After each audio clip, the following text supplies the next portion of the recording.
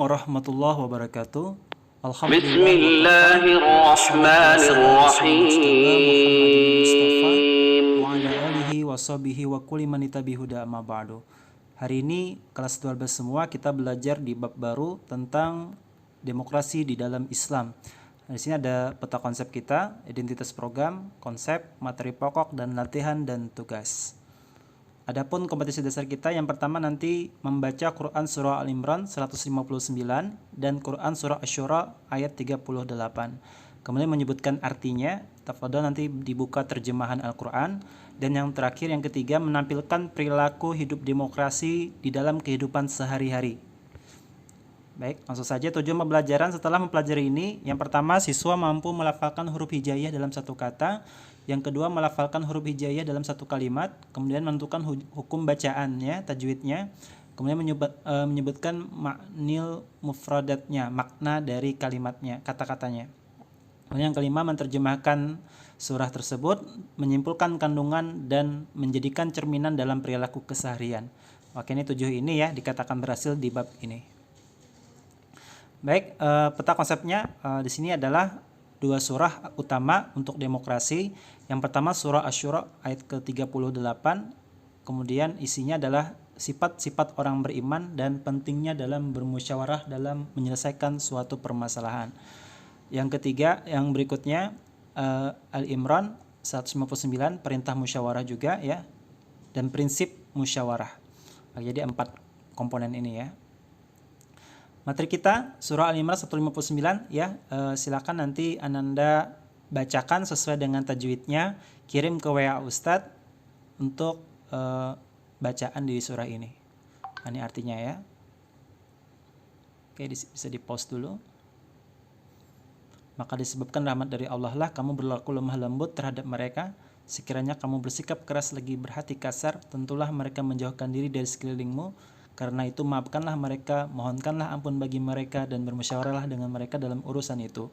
Kemudian apabila kamu telah membulatkan tekad, maka bertawakallah kepada Allah. Sesungguhnya Allah menyukai orang-orang yang bertawakal kepadanya. Oke, ini kandungannya, terjemahan ya.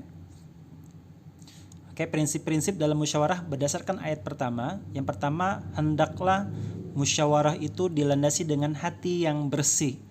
Mengapa hati yang bersih? Karena ketika bermusyawarah, tentunya kita ingin pendapat kita itu yang dimenangkan. Maka perlu hati yang toharrah, yang bersih dan suci ya, agar apa? Agar tidak ada tersakiti di dalam musyawarah itu. Makanya salah satu adab di musyawarah, kalau kita berpendapat, pendapat kita diterima, bacalah istighfar, astaghfirullahaladzim.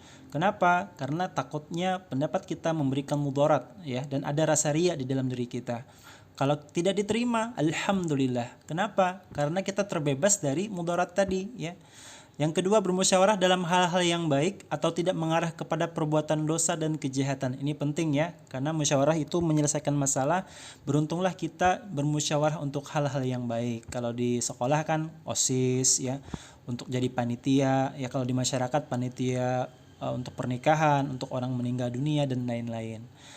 Yang ketiga, bersikap dan berperilaku yang baik ya, misalnya saling menghargai dan menghormati, berkata yang sopan ya, gunakan kalimat-kalimat yang sopan, tidak hanya di musyawarah saja ya, di berbagai elemen, wabil khusus di media sosial. Dan yang berikutnya, tidak memaksakan kehendak ya, itu bisa terlihat dari musyawarah tersebut. Yang keempat, berlapang dada, bersedia memberi maaf dan meminta maaf apabila ada kesalahan. Ini penting sekali ya sebagai seorang muslim, tanda kita itu menghargai orang lain. Yang kelima, terhadap hasil yang sudah disepakati, kita laksanakan bersama dan tidak boleh berbicara di belakang ya. Sesungguhnya itu dilaknat ya. Ada rahmat ketika berbicara di dalam musyawarah, ada laknat ketika berbicara di luar musyawarah. Nah, kita intinya adalah kita berdoa dan bertawakal kepada Allah, semoga musyawarah yang kita lakukan itu menghasilkan perilaku yang baik dan hasil yang terbaik. Oke, surah Asy-Syura ayat 38. Ini pentingnya musyawarah. Silakan nanti Ananda juga kirim voice note-nya ke WA Ustadz ya. Di sini artinya, dan bagi orang-orang yang menerima mematuhi seruan Tuhannya dan mendirikan salat, sedang urusan mereka diputuskan dengan musyawarah antara mereka, dan mereka menafkahkan sebagian dari rezeki yang kami berikan kepada mereka. Oke, di sini dari sifat-sifat itu bisa kita lihat. Yang pertama adalah senantiasa melaksanakan perintah Allah dan meninggalkan larangannya. Ini penting ya kepada kita. Yang paling penting juga disiplin dalam mengerjakan sholat. Ya, andai nanti waktu musyawarah itu berbarengan dengan sholat, maka hendaklah seorang pemimpin yang paham dia mengarahkan anggota-anggotanya yang tidak berhalangan untuk segera melaksanakan sholat. Agar apa? Diberikan rahmat. Ya. Nah ini dia, selalu bermusyawarah dalam hal yang perlu dimusyawarahkan. Kita di bidang keluarga, termasuk ananda yang ingin nantinya kuliah, ya, mau nantinya menikah, itu dimusyawarahkan. Atau ananda nanti jadi orang tua, ya, musyawarahkanlah keinginan anaknya. Karena tidak bisa ya memaksakan mengcopy paste diri sendiri kepada anak. Kita lihat apa keinginan anak, ya, musyawarahkan yang terbaik. Itu contoh di penerapan di keluarga dan lain-lain, ya.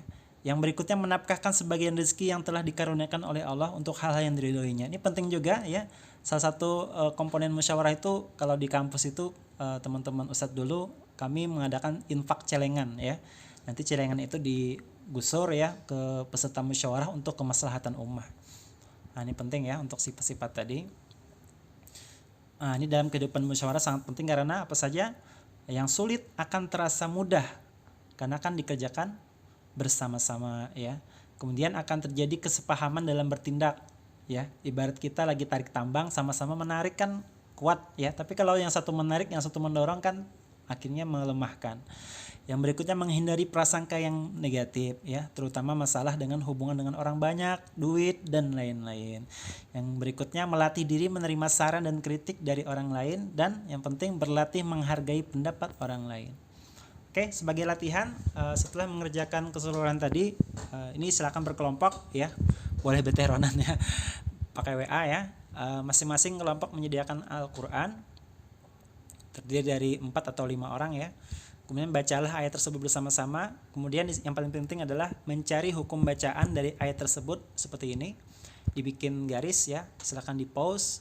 Oke, lafaznya apa tulis di situ, hukum bacaannya, cara membacanya.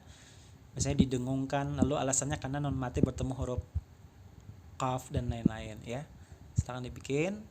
Ini juga dibikin ya. Di ayat berikutnya surah ayat 38-nya, lafaznya bagaimana, hukum bacaannya, cara membaca, alasannya.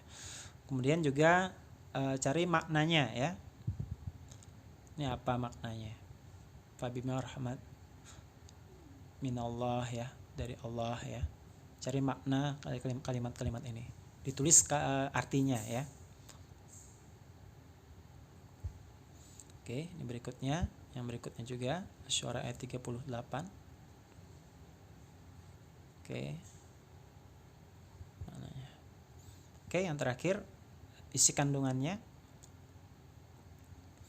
Nah, jelaskan isi kandungannya. Kemudian yang terakhir adalah sikap apa yang bisa kita terapkan dalam kehidupan sehari. Baik, ini saja untuk pertemuan hari ini. Semoga bermanfaat. Unzur maqala wa tunzur maqala, apa yang disampaikan jangan siapa menyampaikan. Alhamdulillahirabbil alamin.